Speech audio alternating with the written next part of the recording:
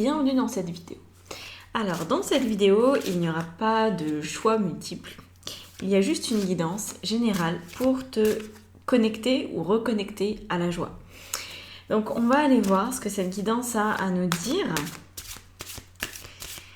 Et on va regarder. Donc j'utilise pour l'instant l'oracle des miroirs et ça commence avec la carte de la victoire.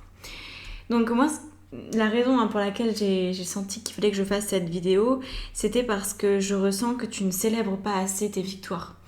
Tu ne célèbres pas assez ce que tu réussis, même si c'est des petites choses. En fait, peut-être que ton cerveau, il a été conditionné depuis ta petite enfance pour remarquer beaucoup plus les échecs, les erreurs, que les succès, les victoires et ce qui se passe bien.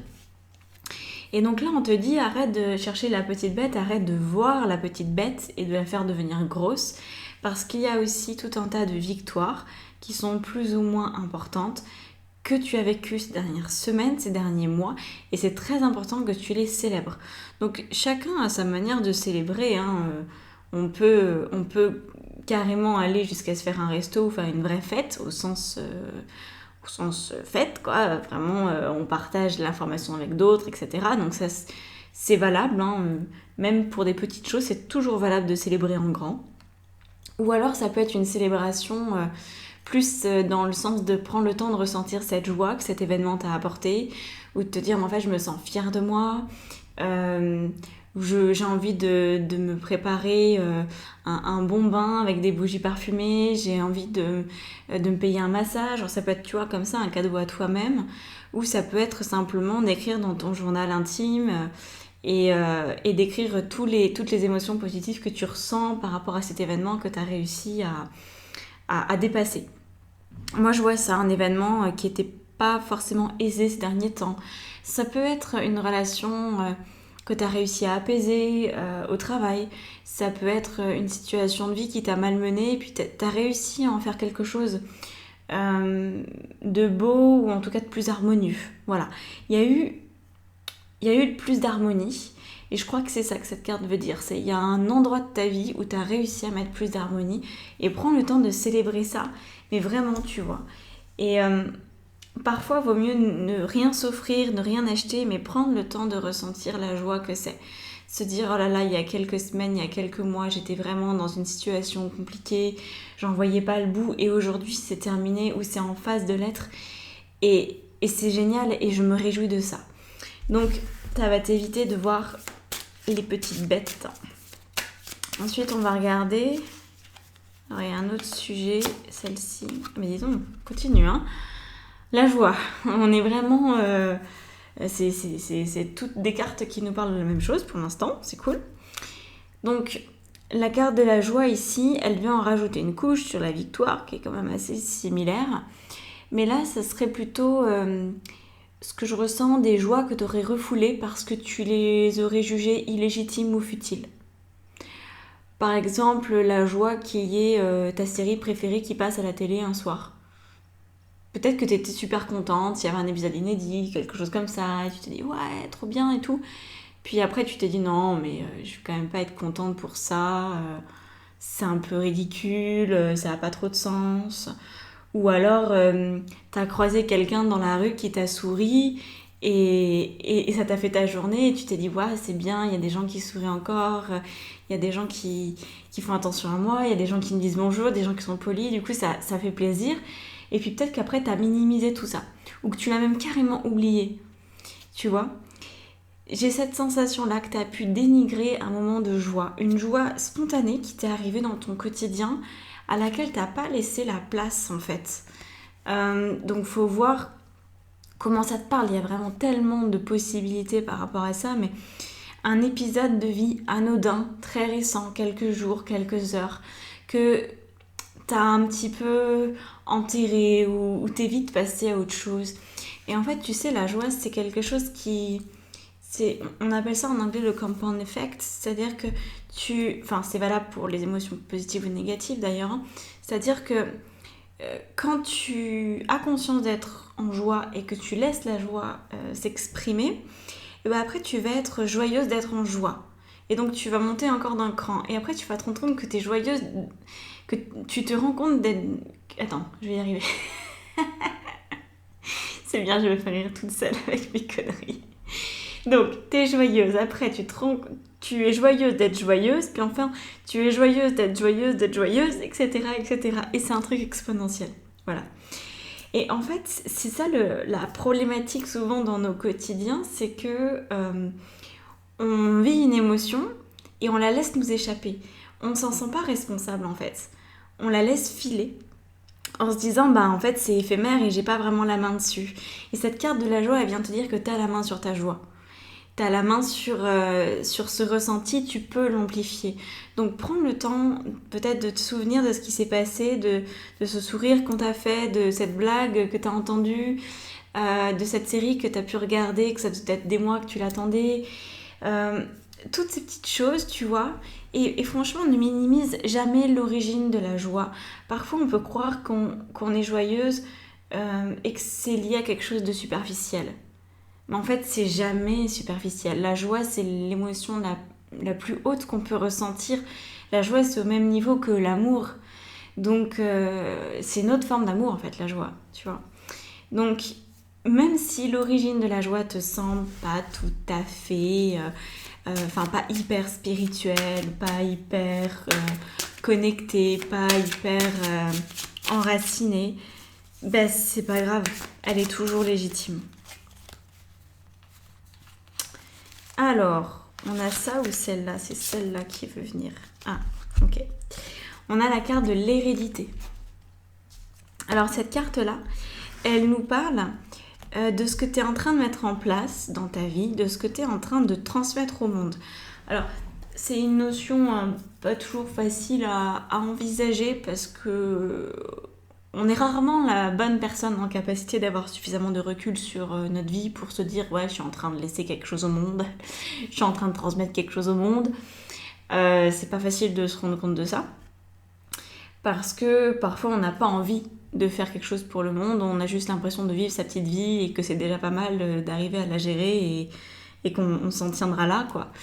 Et là, en fait, on t'invite encore une fois à observer que finalement, tu as beaucoup plus de raisons d'être joyeuse que ce que tu pourrais penser a priori.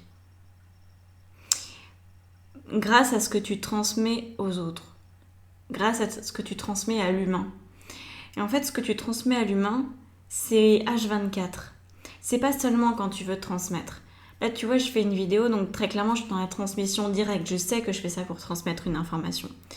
Mais quand cette vidéo sera terminée et que je ferai autre chose, que je travaillerai sur autre chose, ou que je me ferai à manger ou quoi que ce soit, l'état d'esprit dans lequel je serai, mes intentions, la maîtrise de mon être, de mon mental, etc., le choix de mes actions, ça a une influence. C'est une manière de transmettre. C'est pas une manière de transmettre directe, mais c'est une manière de transmettre. Parce qu'en fait, ça alimente l'inconscient collectif.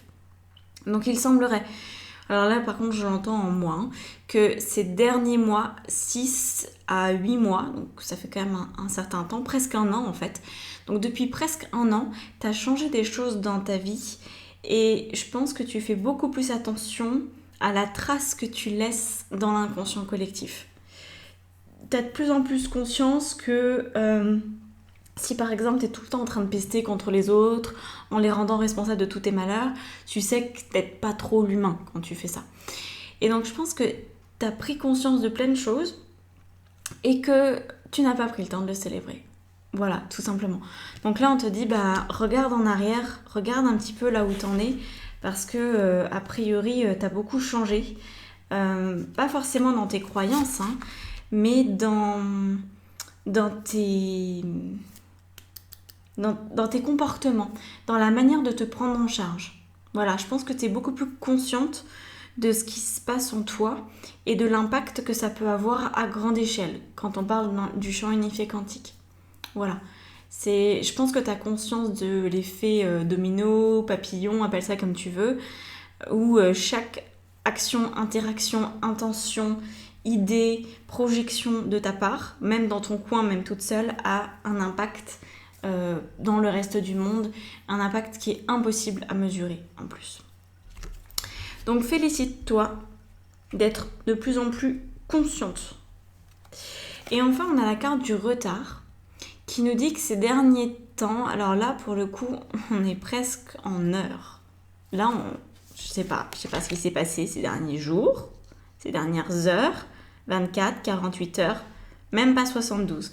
Donc ces dernières 48 heures, tu as peut-être bouclé quelque chose. Je sais pas ce que tu as bouclé, là c'est trop vaste, hein. Il peut y avoir trop de possibilités. Ça peut être un projet évidemment, ça peut être quelque chose que tu t'es dit que tu allais faire et que tu n'as pas fait.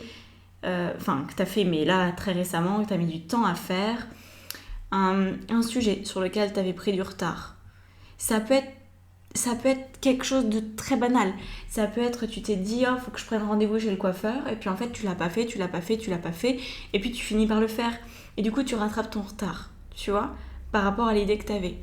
Donc, il y a de ça, en fait. Qu'est-ce que tu as réglé ces derniers temps ? Parce que tu vois, pour moi, c'est important, l'exemple du coiffeur. Et parce que c'est dans les petits exemples du quotidien qu'il y a de la joie.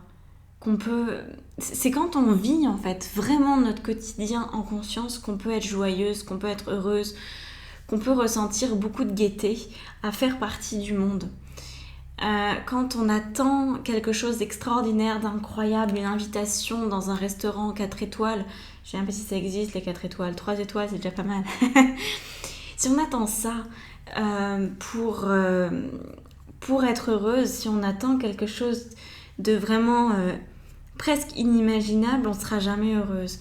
Et cette carte-là du retard nous dit, regarde ce que tu as rectifié, ce que tu as modifié ces derniers temps, et peut-être que c'est simplement un mail que tu as envoyé. Tu vois, il y a peut-être un mail qui est traîné là, depuis une semaine ou plus. Peut-être même pas un mail important, hein, c'était peut-être même pas l'URSSAF, hein. Mais il y a des choses que tu as réglées. Donc regarde ça, encore une fois, apprends à observer ta vie. Plus tu observeras ta vie, plus tu seras consciente, plus tu seras joyeuse. Et après, c'est un cercle vertueux dans lequel finalement toutes les petites choses de la vie, tous les petits détails du quotidien deviennent des vraies sources de joie. Voilà pour cette vidéo courte, mais bien. Enfin, moi, je trouve ça bien. Voilà.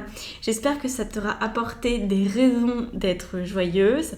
Et puis, surtout, n'oublie pas, selon ta capacité de mémorisation, de te souvenir, de célébrer ta joie, de célébrer des événements qui sont porteurs de joie.